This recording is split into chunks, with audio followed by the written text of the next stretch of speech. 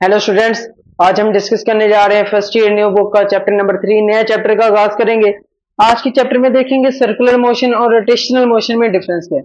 Lecture को start करते हैं। Welcome your on physics of how and I am your mentor Jain Shabbir.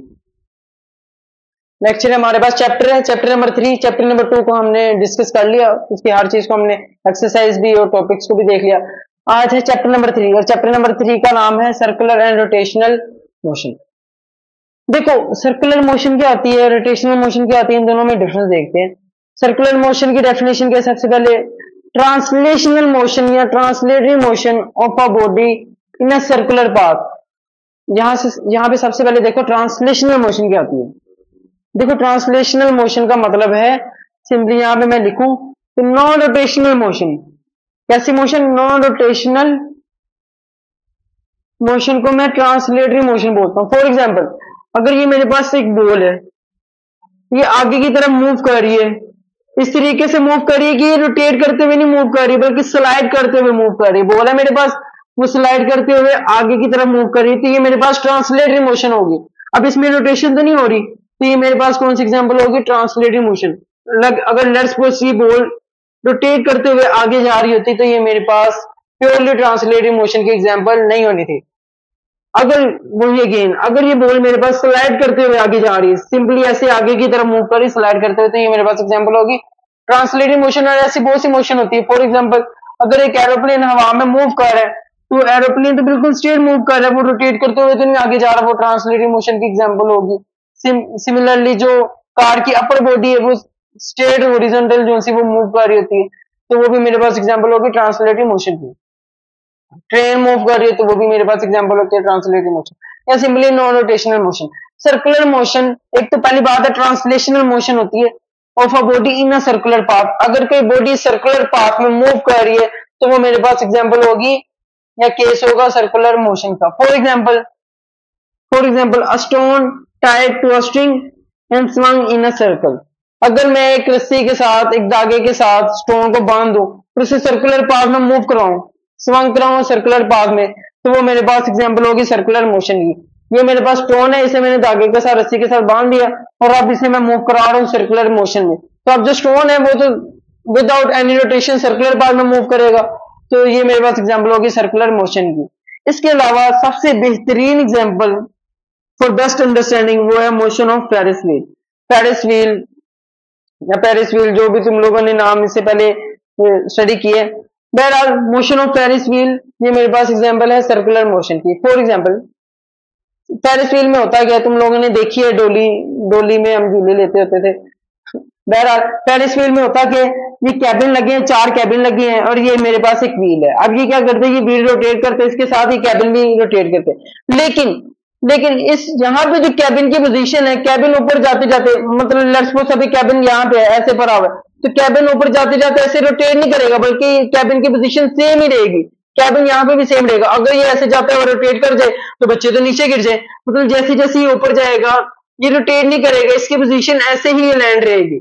यहाँ पे भी यही पोजीशन, यहाँ पे भी यही पोजीशन, और जब ये रोटेट करके कैबिन यहाँ पे आएगा, यहाँ पे भी इसकी पोजीशन यही रहेगी, मतलब कैबिन की पोजीशन जो इनिशियल पोजीशन है वही रहेगी, हॉरिजॉन्टली रहेगी। तो जब ये यहाँ पे रोटेट करके आएगा तो सेम पोजीशन, और अगेन इसकी पोजीशन जो वो है चेंज नहीं होने वाली। तो ये मेरे पास एग्जांपल है सर्कुलर मोशन की। इसमें कैबिन मूव कर रहा है सर्कुलर पाथ में लेकिन विदाउट एनी रोटेशन मूव कर रहा है, तो ये मेरे पास एग्जांपल है अगेन सर्कुलर मोशन की। Motion of a Paris wheel is an example of circular motion. अब रोटेशनल मोशन की बात करते हैं। मजीद 2 पॉइंट्स है वो मैं बाद में डिस्कस करता हूँ। रोटेशनल मोशन की बात करते हैं। Spinning motion of a rigid body about its axis is known as rotational motion. किसी बॉडी का घूमना, स्पिन करना उसके अपने एक्सिस के अबाउट, उसे बोला जाएगा rotational motion. Axis of rotation क्या होता है? देखो, एक्सिस ऑफ रोटेशन एक ऐसी इमेजिनरी लाइन है। फॉर एग्जांपल, मेरे पास, पहले मैं एग्जांपल को डिस्कस कर लूं। Spinning of top around its axis, एक लट्टू का अपने एक्सिस के अराउंड घूमना। ये मेरे पास एक टॉप है, ये अपने एक्सिस के अराउंड क्या करे, घूम रहे। अब एक्सिस क्या आता है, यहाँ रोटेशनल एक्सिस क्या आता है? रोटेशनल एक्सिस एक इमेजिनरी लाइन होती है जिसके अराउंड कोई भी बॉडी रोटेट करती है या घूमती है। अब ये जो लट्टू है, टॉप है, ये एक एक्सिस के अराउंड रोटेट कर रहा है, स्पिन कर रहा है, तो spinning motion of a rigid body about its axis is called simply rotational motion.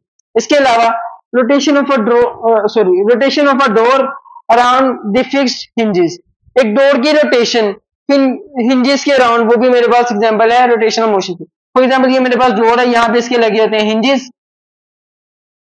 अब ये डोर जो रोटेट करेगा, ये भी मेरे पास एग्जांपल होगी रोटेशनल मोशन की। अच्छा, अगर मुझे देख के बताना हो, मेरे पास एक सिनेरियो आ जाता, मुझे देख के बताना हो कि ये सर्कुलर मोशन है कि रोटेशनल मोशन, तो इसकी जो सबसे बेहतरीन तरीका है ना देखने का, वो ये कि सर्कुलर मोशन में axis does not pass through the body. In circular motion जो एक्सिस है जिसके अराउंड बॉडी मूव कर रही है, वो बॉडी में से पास नहीं कर रही।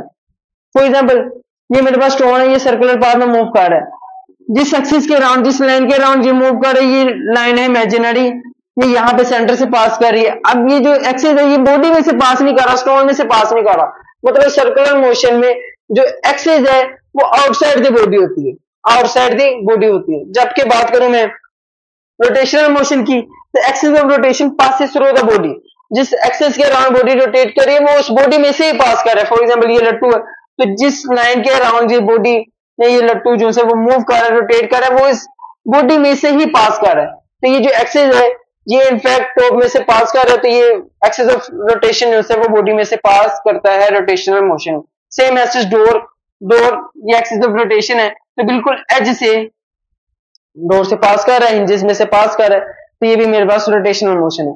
अब फेरिस व्हील में, फेरिस व्हील इस इमेजिनरी लाइन के अराउंड, इस लाइन के मतलब ये मेरे पास इमेजिनरी लाइन है और इसके अराउंड क्या कर रहा है, फेरिस व्हील रोटेट कर रहा है। तो अब वो एग्जैक्टली ये बॉडी है, ये जो कैबिन्स है ये सर्कुलर पाथ में मूव कर रहे हैं। अब ये जो इमेजिनरी लाइन है, ये एक्सिस है, ये तो बॉडी में से पास नहीं कर रही थी, ये भी मेरे पास एग्जांपल होगी सर्कुलर मोशन की। अब फैन है, फैन रोटेट करता है, वो भी मेरे पास रोटेशनल मोशन की एग्जांपल है, मोटर में से एक्सिस पास कर रही होती है।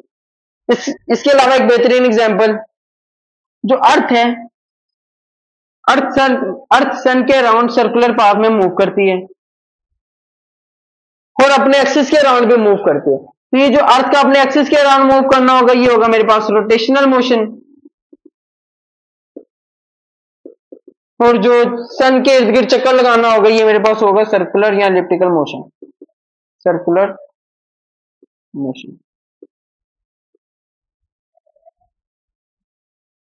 ठीक है, ये मेजर पॉइंट्स थे डिफरेंस के। और लास्ट में मैंने नोट के तौर पे लिखा हुआ है, नोट क्या है, particle of the rotating body is in circular motion.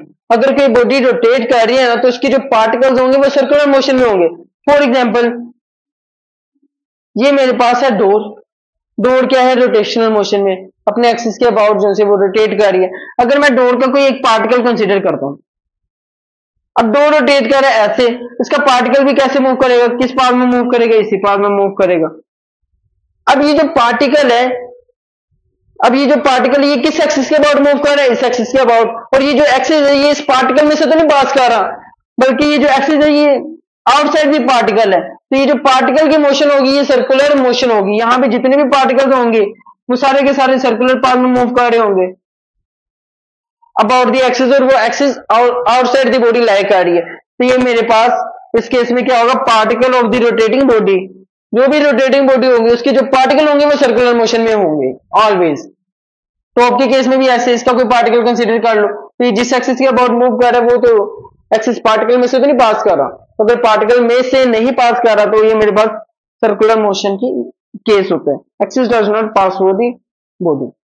तो बच्चों ये था आज का लेक्चर। आज के लेक्चर में हमने डिफरेंस देखा सर्कुलर मोशन रोटेशनल मोशन में। तो नेक्स्ट लेक्चर तक के लिए इजाजत दो, अल्लाह हाफिज।